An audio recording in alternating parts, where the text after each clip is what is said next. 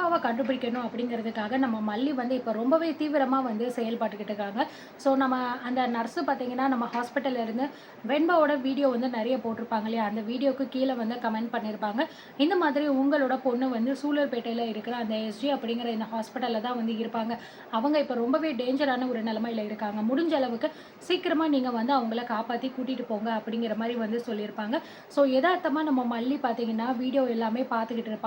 வெண்பாவோட ஞாபகம் அவங்களுக்கு ரொம்ப அதிகமா இருக்கும். வெண்பா வந்து மல்லி கூட இருக்கும்போது எப்படியெல்லாம் சந்தோஷமா இருந்தாங்க. வெண்பாவும் மல்லியும் எப்படியெல்லாம் சேர்ந்து விளையாண்டாங்க. எல்லாத்தையுமே நம்ம மல்லி நெனச்சு பார்த்து ரொம்பவே ஃபீல் பண்றாங்க. "நீ எங்க இருக்க வெண்பா? எவ்வளோ நாளாகியும் உன்ன என்னால கண்டுபிடிக்க முடியல. எப்படியாவது நீ என்கிட்ட வந்துரணும். உன் டாடா கிட்ட நான் உன்ன வந்து சேர்த்துறணும்." அப்படிங்கிற மாரி வந்து ரொம்பவே பார்த்தீங்கன்னா, ஃபீல் பண்ணி நம்ம வெண்பாவோட வீடியோ எல்லாத்தையுமே மல்லி பார்த்துக்கிட்டே இருக்கும்போது தான் கமெண்ட் செக்ஷன வந்து பார்த்தீங்கன்னா, எதேர்ச்சியா வந்து பார்க்கும்போது, திடீர்னு ஒரு கமெண்ட் வந்திருந்துச்சு. இந்த மாரி உங்க பொண்ணு இருக்காங்க அப்படின்னு சொல்லிட்டு. அத பார்த்தோனே நம்ம மல்லிக்கு ரொம்பவே ஷாக் ஆயிருது. என்ன இது? யார் இப்படி வந்து பண்ணியிருக்காங்க? யாரோ ஒருத்தவங்க பண்ணியிருக்காங்க போல இருக்கு. இப்ப தானே ஜஸ்ட் நவ் அப்படின்னு காட்டுது. அப்போ இப்ப தான் வந்து கமெண்ட் பண்ணியிருக்காங்களா? அப்போ உண்மையிலேயே வந்து என் பொண்ணு வெண்பா வந்து இங்க தான் இருக்காளா? அப்படிங்கிற மாரி நம்ம மல்லி வந்து யோசிக்கிறாங்க. உடனே பார்த்தீங்கன்னா, அந்த நம்பரையும் வந்து அவங்க ஸ்கிரீன்ஷாட் எடுத்து வச்சுக்கிறாங்க.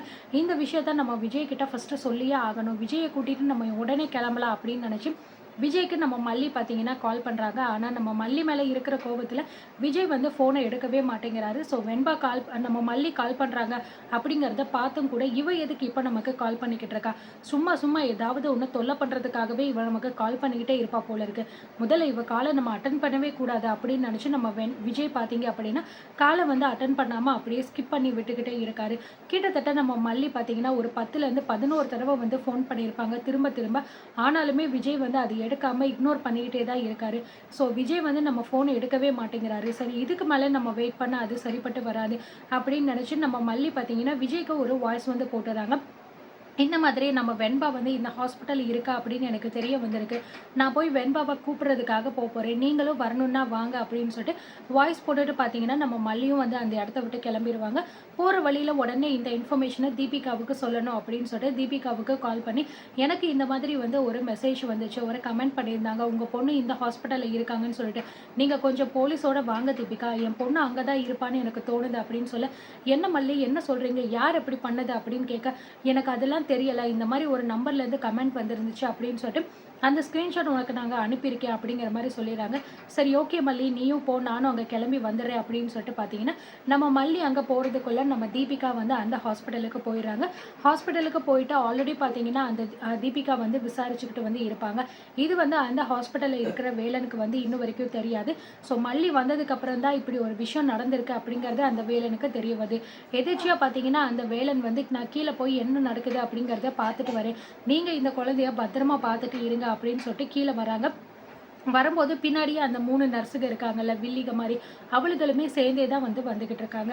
இங்க ரிசப்ஷன்ல நம்ம தீபிகா வந்து ஏற்கனவே விசாரணை பண்ணிக்கிட்டு இருக்காங்க. இந்த மாரி ஒரு சின்ன குழந்தை இங்க இருக்கா அப்படின்னு சொல்லிட்டு. அவங்க வந்து எங்களுக்கு எதுவுமே தெரியாது அப்படின்னு சொல்லிக்கிட்டு இருக்காங்க. அதே டைம் நம்ம மல்லியும் அங்க வர்றாங்க. உள்ள வந்து நம்ம மல்லி வந்து, "என்ன தீபிகா என்ன ஆச்சு? வெண்பா இங்க தான் இருக்கான்னு தெரிஞ்சுச்சா?" அப்படிங்கிற மாரி கேட்க, "இல்ல மல்லி, இங்க நான் ஏற்கனவே விசாரிச்சுட்டு தான் இருக்கேன். ஆனா வெண்பா வந்து இங்க இல்ல அப்படின்னு தான் இவங்க சொல்லிக்கிட்டு இருக்காங்க. ஆனா நீ வந்து இங்க தான் இருக்கா அப்படின்னு சொன்னியே" அப்படின்னு சொல்ல, "ஆமா தீபிகா, நான் தான் உங்களுக்கு வந்து இந்த மாரி மெசேஜ் ஸ்க்ரீன்ஷாட் அனுப்பியிருந்தேனே, நீங்க பார்த்தீங்களா?" அப்படின்னு கேட்க, "நானும் பார்த்தேன்" அப்படிங்கிற மாரி சொல்றாங்க. சரி அப்போ அதுல இருக்கிற நம்பருக்கு கால் பண்ணி வேணா பார்க்கலாமே அப்படின்னு சொல்ல, கரெக்ட்டா அந்த நேரம் பார்த்து அந்த வேலன் அந்த இடத்துக்கு வந்துடுறாரு. உடனே மல்லிய பார்த்தோனே, இவ வந்து அந்த வெண்பாவோட அம்மா தானே, எப்படி இவளுக்கு இந்த விஷயம் தெரிஞ்சுச்சு? யார் இவள வர சொல்லியிருப்பா? அப்படின்னு நினைச்சு ரொம்பவே பார்த்தீங்கன்னா பதட்டமாகறாரு. சரி நம்ம வந்து இது இப்போதைக்கு காமிச்சுக்க வேண்டாம். முதல்ல போயிட்டு அவங்க கிட்ட பேச்சுவார்த்தை குடுத்து, இந்த இடத்த விட்டு அவங்கள நம்ம அனுப்பிருவோம் அப்படின்னு நினைச்சுட்டு, உடனே பார்த்தீங்கன்னா வேலன் அவங்க பக்கத்துல போறாரு. "என்ன மேடம்? என்ன விஷயம்? எதுக்காக நீங்க இப்ப ஹாஸ்பிட்டலுக்கு வந்திருக்கீங்கன்னு தெரிஞ்சுக்கலாமா?" அப்படின்னு கேட்க, "இந்த மாதிரி இவங்க பொண்ணு வெண்பா அவ இந்த ஹாஸ்பிட்டல்ல தான் இருக்கா அப்படின்னு தெரிய வந்துச்சு. அதான் நாங்க வந்து தேடி பார்த்து விசாரிக்கலாம் அப்படின்னு வந்திருக்கோம்" அப்படின்னு சொல்ல, "அப்படியா? நீங்க சொல்ற மாதிரி அந்த பேர்ல யாரும் இங்க இல்லையே!" அப்படிங்கிற மாரி சொல்றாங்க. "இல்ல, இல்ல. எனக்கு வந்து இந்த மாதிரி என்னோட பொண்ணு வந்து ஒரு சேனல் வச்சிருக்கா.